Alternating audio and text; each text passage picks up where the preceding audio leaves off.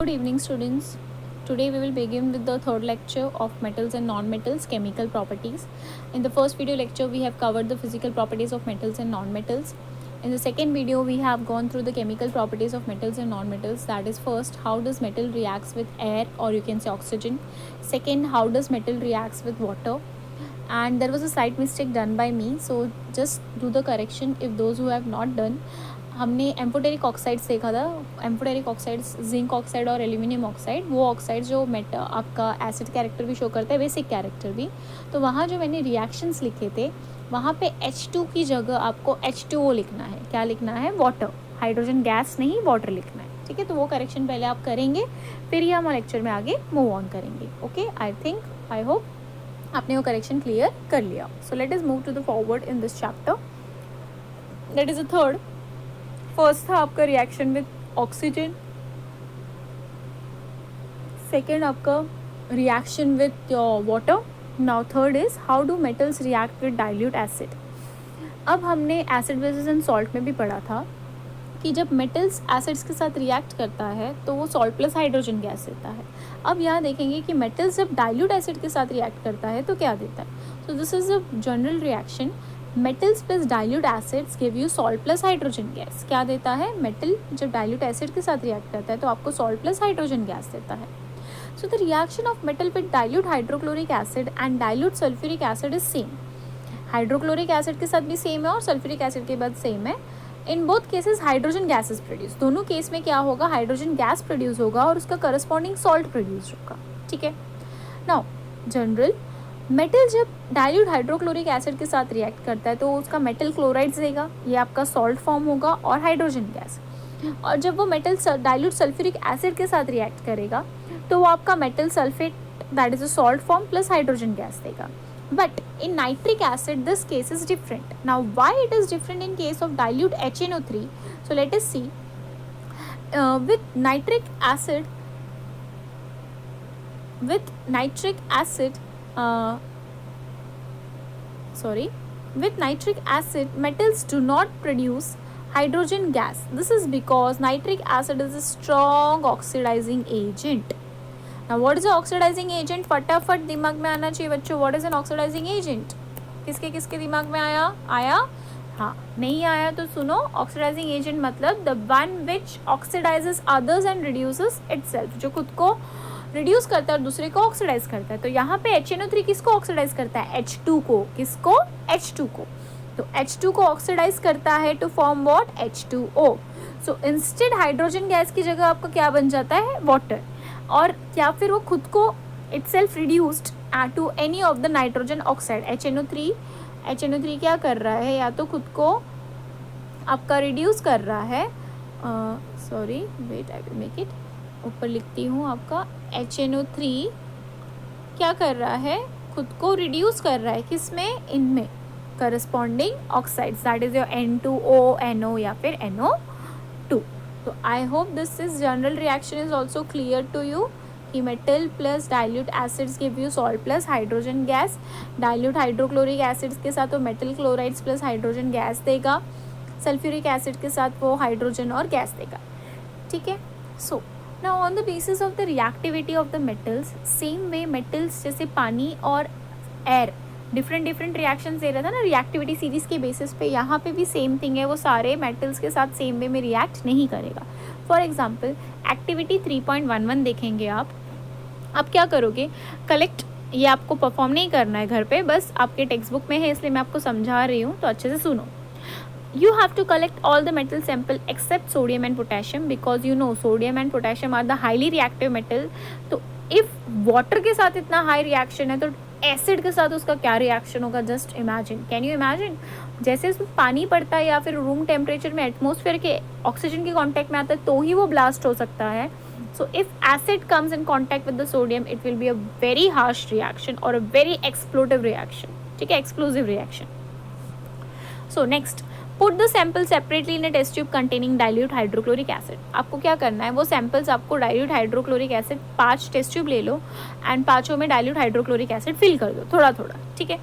Next, observe the rate of the formation of the bubbles carefully. और फिर क्या करना है, जो डाइल्यूट हाइड्रोक्लोरिक एसिड लिया उसमें हर एक में मेटल डालना है, डिफरेंट डिफरेंट मेटल, किसी में मैग्नीशियम डाला, किसी में सोडियम डाला, किसी में एल्यूमिनियम डाला, किसी में जिंक डाला, किसी में आयरन डाला, किसी में कॉपर डाला।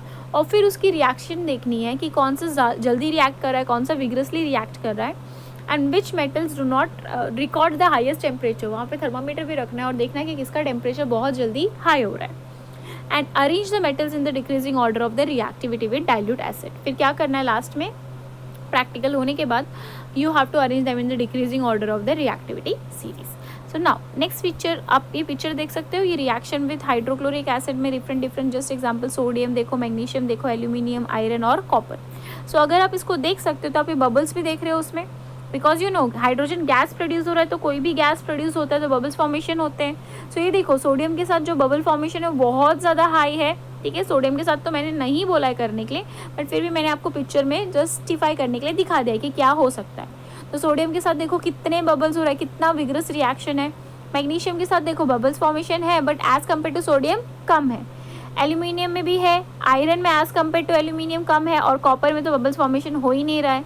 So this way you can say reactivity series. अगर मेरे को यहाँ जस्टिफाई करना है तो sodium is the more reactive than magnesium, magnesium is more reactive than aluminium, aluminium is more reactive than iron, and iron is more reactive than copper. Or you can say copper is less reactive than iron, iron is less reactive than aluminium, aluminium is less reactive than magnesium, and sodium is most reactive.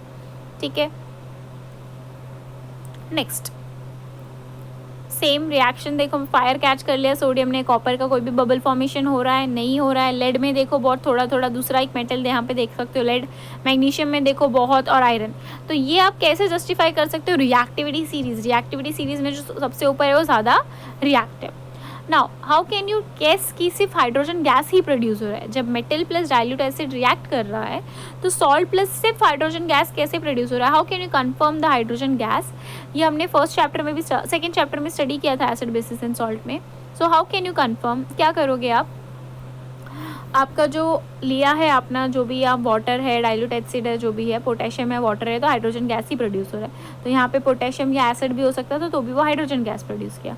तो क्या करोगे, burning match stick लाओगे उसके बारे में, उसके test tube के सामने। If it Burns with a popup sound, popup sound के साथ वायलेंट रिएक्शन हो रहा है, मतलब वो क्या है, hydrogen gas. So this confirms the presence of hydrogen gas. तो टेस्टिंग ऑफ हाइड्रोजन गैस आपको याद रहना चाहिए कि लाइट एट स्प्लिंट, स्प्लिंट मतलब यही burning match stick goes off with a popup sound.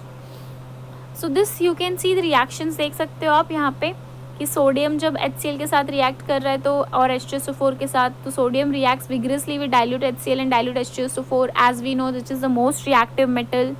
So 2Na plus 2HCl gives you 2NaCl plus H2, and sodium chloride salt is formed. Same way when it reacts with dilute H2SO4, it forms Na2SO4 plus H2. Magnesium reacts rapidly with dilute HCl and H2SO4 vigorously, मतलब एकदम तुरंत, था within a fraction of seconds. Rapidly मतलब हाँ थोड़ा fast as compared to that of rest other members downwards. Mg plus 2HCl gives you magnesium chloride plus H2. अगर H2SO4 के साथ कर रहे हो तो क्या रिएक्शन मिल रहा है, जिंक का रिएक्शन देखो मॉडरेटली रिएक्ट करता है, आयरन भी बहुत स्लोली रिएक्ट करता है रूम टेम्परेचर पे, and copper does not react because copper क्या करता है, हाइड्रोजन के नीचे आता है आपका रिएक्टिविटी सीरीज में। बट डाइल्यूट H2SO4 के केस में स्लोली डिजॉल्व होता है in the presence of air. ठीक है, नेक्स्ट सेम देख सकते हो यहाँ पे भी मैंने जस्टिफाई किया है वही चीज़, मैग्नीशियम, जिंक, लेड, कॉपर, किस में बबल फॉर्मेशन ज़्यादा हो रहा है, किस में रिएक्शन कम हो रहा है, you can easily see over here. So the reaction with dilute HCl, all the reactivity series. अब रिएक्टिविटी सीरीज वहाँ मैंने पहले दिखाई है वो भी थोड़ा डिफरेंट हो सकती है, तो मेटल्स उसमें ऐड करते जाओ, तो याद रखना आप। सो ऑल मेटल्स जो मतलब आप जो बहुत ज़्यादा यूज़ करें उनके अकॉर्डिंग आप याद रखो। All metals from lead and above reacts with hydrogen, और कैन सी अगर हाइड्रोजन होता है यहाँ पे लेड की जगह, reacts with salt to form hydrogen. The higher the metal is in the reactivity series the more vigorous reaction होगा। जितना रिएक्टिविटी सीरीज में आपका मेटल ऊपर होगा उतना उसकी रिएक्टिविटी ज़्यादा, जैसे यहाँ पे पोटेशियम और sodium. Potassium, sodium and calcium with explode with acid, while lead will only react with slowly when it is heated. Okay, next pay attention. Aluminium is a non-reactive. Why aluminium is non-reactive? Because aluminium, which is relatively high in reactivity series, seems to have no reaction with water, steam and dilute acid. इसका इतना reaction नहीं होता steam के साथ, water के साथ, dilute acid के साथ. इनिशियली ज़्यादा देर रखोगे तो वो रिएक्शन हो जाता है. बाय एक टाइम के बाद नहीं होता है. इनिशियली होगा बट एक टाइम के बाद वो रिएक्शन स्टॉप हो जाएगा. क्यों स्टॉप हो जाएगा? Because of this reason.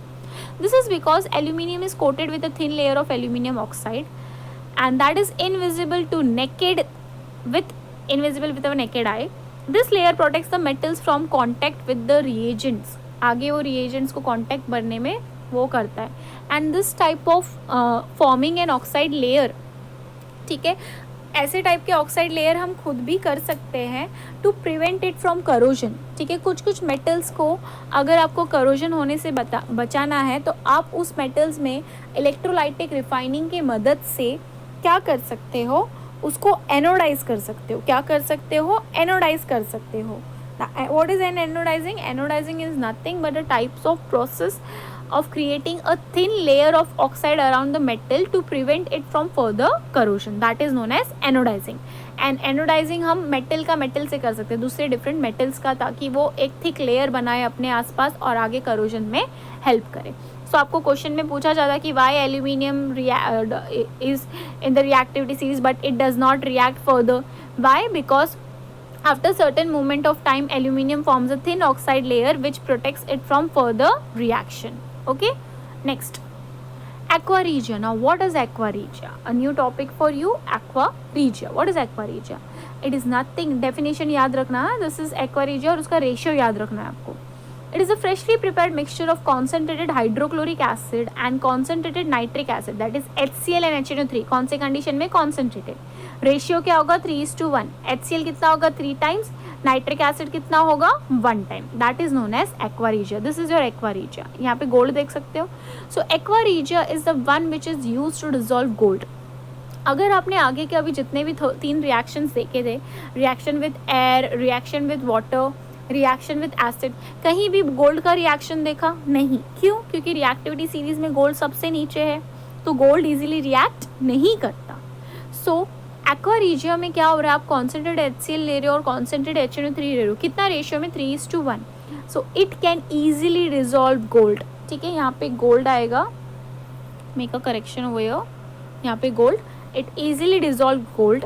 Aqua regia is a highly corrosive fuming liquid. Corrosive and fuming liquid. It is the one of the few reagents that is able to dissolve gold and platinum. So they can ask you gold and platinum को कौन किसके मदद से आप dissolve कर सकते हो? Aqua regia. And what is the ratio of aqua regia? याद रखना है.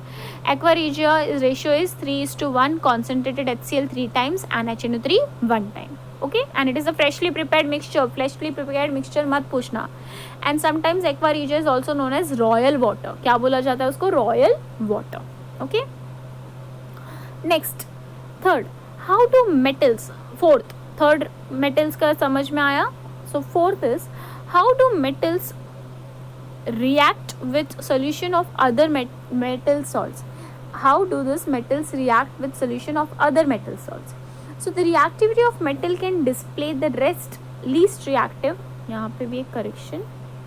Displays least reactive. We'll make the correction.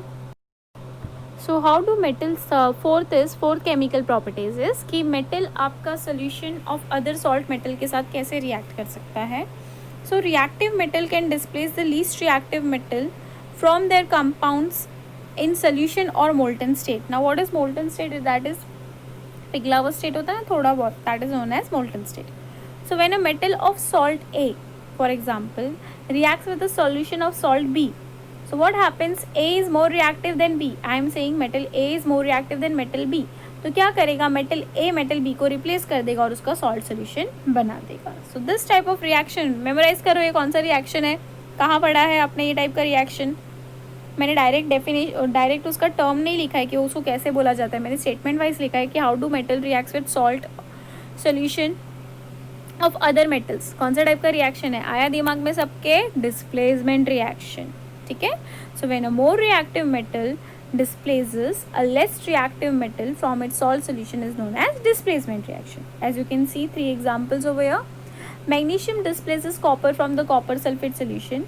For example Mg plus CuSO4. अभी रिएक्टिविटी सीरीज में अगर आपने देखा होगा तो Mg ऊपर आता है, सो Mg क्या करेगा, Cu को इजिली डिस्प्लेस कर देगा, तो क्या बना देगा कौन सा salt solution, MgSO4 plus Cu. ठीक है.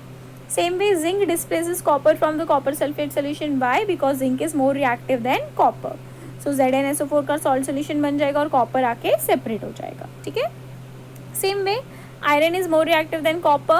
So जब मैं iron nail लूँगी और copper sulfate लूँगी तो मुझे क्या देगा, iron sulfate solution plus copper. For example यहाँ पे आप देख सकते हो क्या लिया है, reaction of water सोल्यूशन लिया है कॉपर सल्फेट का, ब्लू कलर का होना चाहिए पर पर्पल है तो जस्ट एज्यूम कर लो ब्लू कलर का सोल्यूशन है, उसमें मैग्नीशियम पाउडर डाला तो magnesium is more reactive than copper sulphate, तो डिस्प्लेस कर दिया. तो डिस्प्लेसमेंट कैसे पता चला, क्योंकि उसका कलर फेड हो गया. ठीक है. नेक्स्ट सोल्यूशन लिया सेम कॉपर सल्फेट का, उसको आयरन नेल में डिप किया, तो after some time moment of time आपने क्या देखा 15 to 20 मिनट्स के बाद कि वो जो सोल्यूशन था ब्लू कलर का कॉपर सल्फेट का वो ग्रीन कलर का हो गया, फेड ग्रीन कलर का, और आपके आयरन नेल्स में क्या हो गया है कि ब्राउन कलर की कोटिंग आ गई. What happens in that iron nail, a brown colour coating has appeared. So that is your displacement reaction. Is it clear? When a more reactive element displaces the less reactive element. And इसके लिए आपको reactivity series अच्छे से याद होनी चाहिए. सो इस chapter में आपका रिएक्टिविटी सीरीज भी है कि आप रिएक्टिविटी सीरीज किसको बोलते हो. So the reactivity series is a list of metals arranged in the order of their decreasing activities. Reactivity series क्या है? Reactivity series is a list of metals arranged in the order of their decreasing activity. That is known as reactivity series. Again आप reactivity series को जो जिन दिया उससे compare करके आप देख सकते हो, जो एलिमेंट मिसिंग है वो आप बीच में डाल सकते हो. ठीक है. अभी नेक्स्ट वीडियो लेक्चर में आज के लिए इतना आप गो थ्रू करो. नेक्स्ट वीडियो लेक्चर में हम स्टडी करेंगे व्हाट इज़ आयोनिक कंपाउंड्स, और आयोनिक कंपाउंड्स कैसे होते हैं कि और मेटल्स और नॉन मेटल्स एक दूसरे के साथ कैसे रिएक्ट करते हैं, वो हम नेक्स्ट वीडियो में स्टडी करेंगे. सो आपको अभी मैं इसके बेसिस पे क्वेश्चंस, ये वीडियो के बाद एक PDF सेंड करूँगी, तो आपको PDF क्वेश्चन सेंड कर देख के सॉल्व करना है. मतलब कॉन्सेप्ट एक बार पढ़ के आपको उसको सॉल्व करना है. अगर आपको कोई भी डाउट्स हो तो आप मुझे पर्सनली भी पूछ सकते हैं. Thank you. नेक्स्ट क्लास में हम ionic compounds and how do metals and non metals react with each other that we will study. Thank you.